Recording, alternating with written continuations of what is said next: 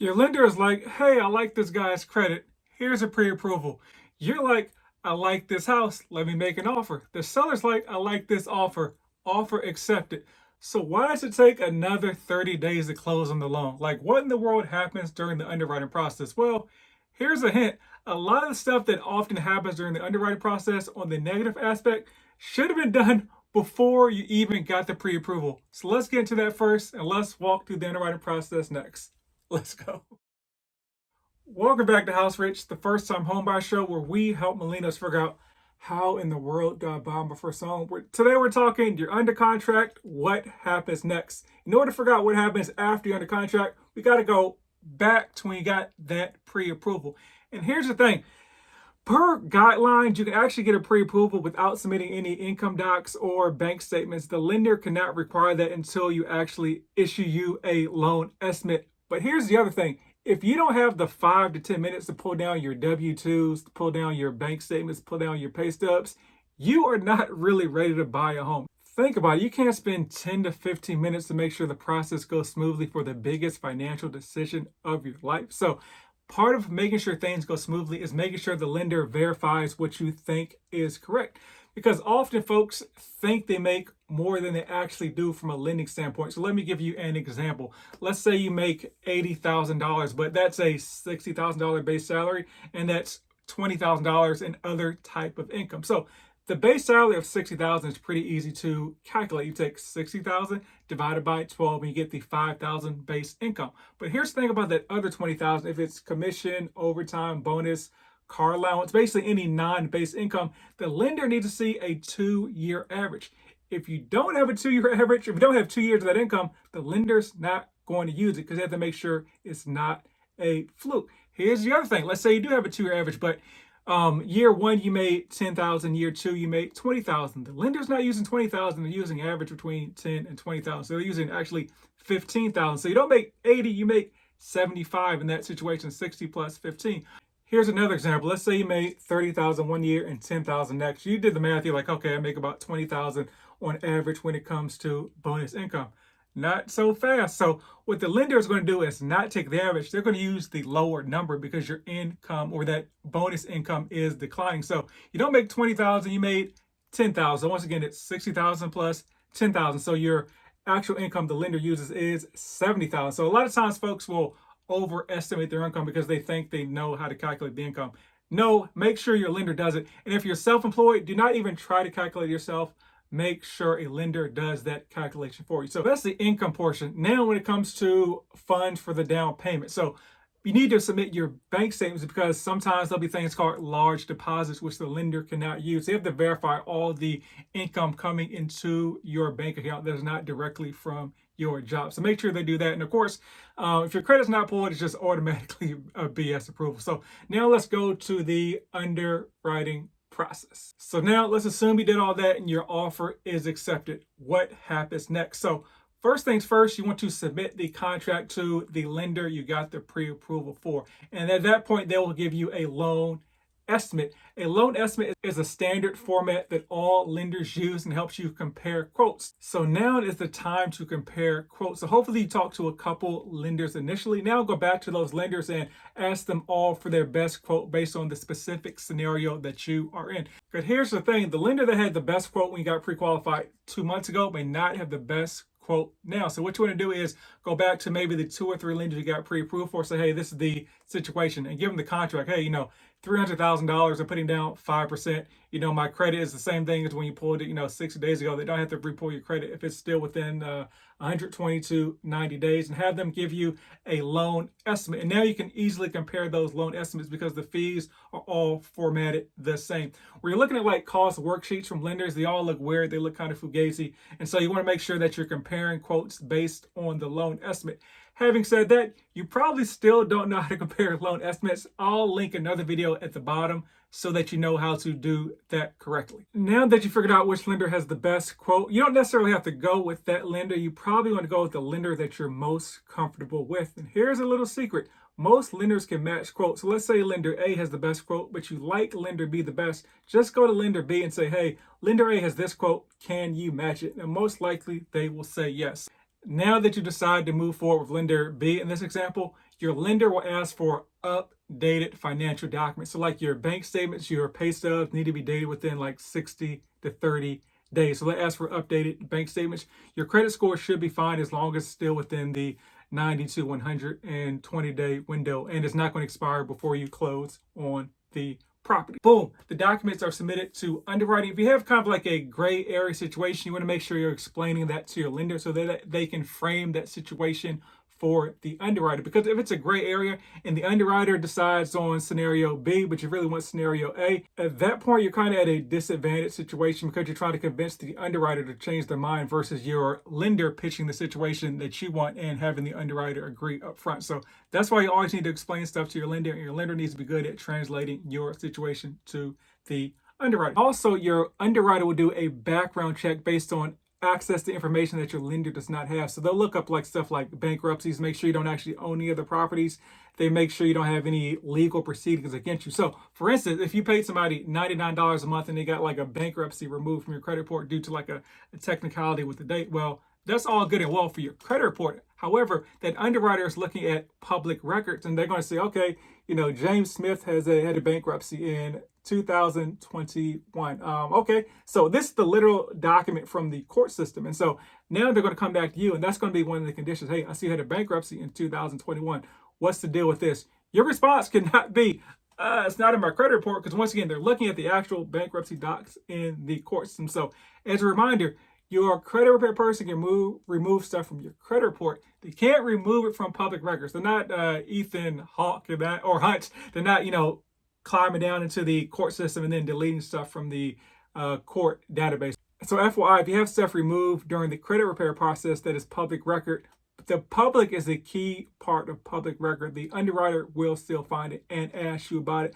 So at that point, the burden is on you to prove that somehow the Dallas County system is incorrect. Now that you're under contract, you typically have about 3 to 5 days to pay the earnest money that was listed in your offer. The earnest money is just a good faith gesture that you plan to move forward with the contract. So it does not go to the seller.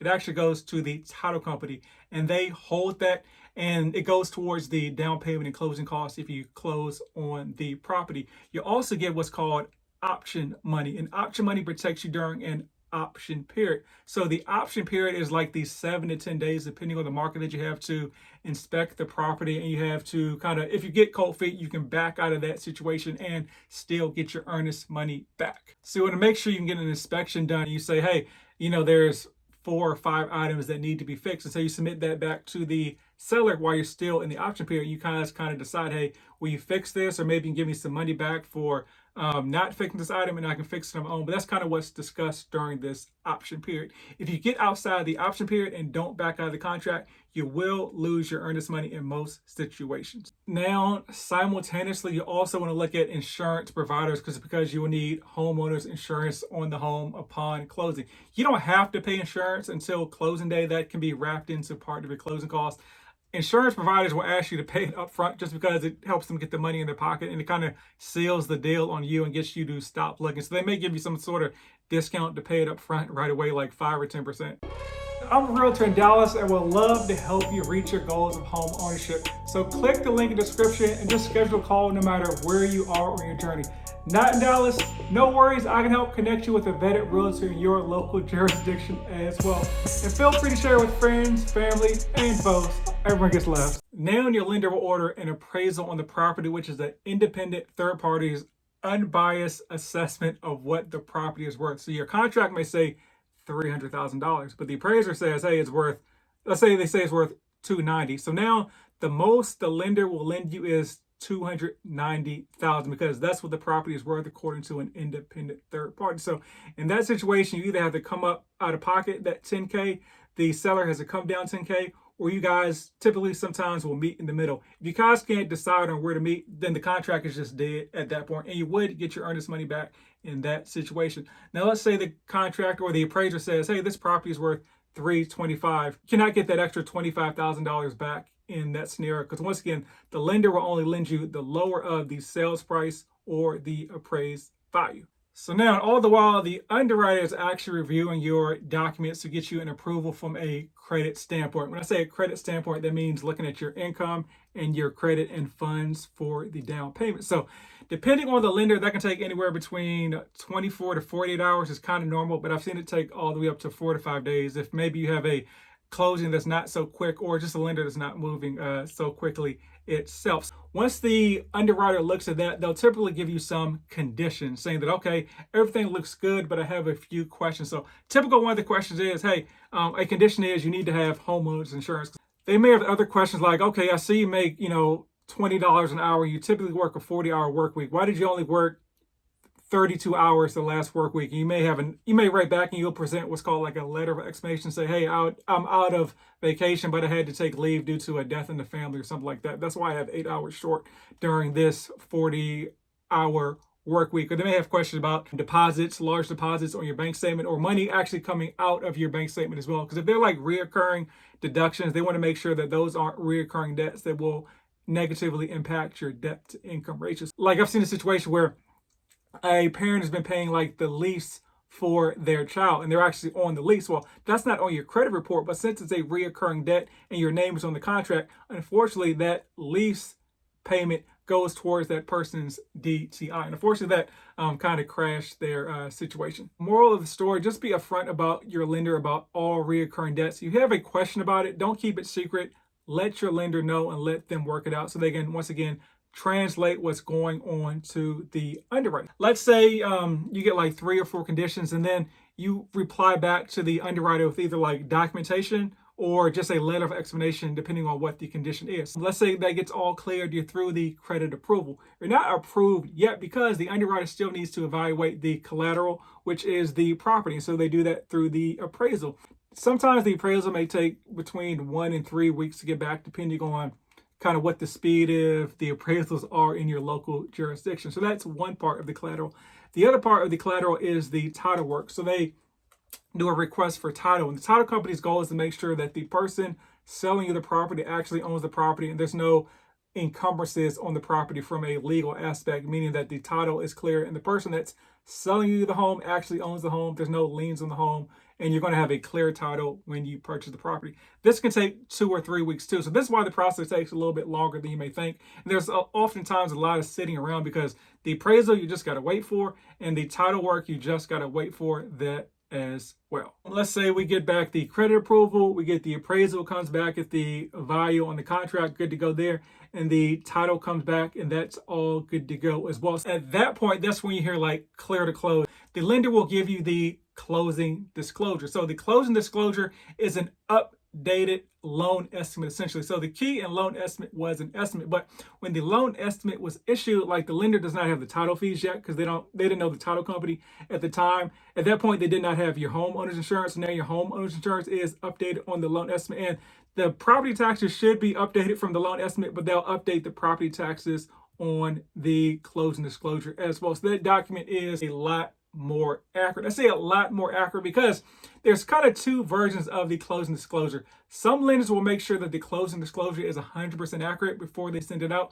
And some lenders will send it out once the fees that cannot increase are 100% accurate. And their goal is to get that closing disclosure to you 72 hours before the closing date, because legally they have to. If not, the closing date is pushed. This is not optional. So that timeline is determined 2 ways. Sometimes the lender will just have you actually sign it, or hopefully they'll have you electronically sign it in order to start that clock.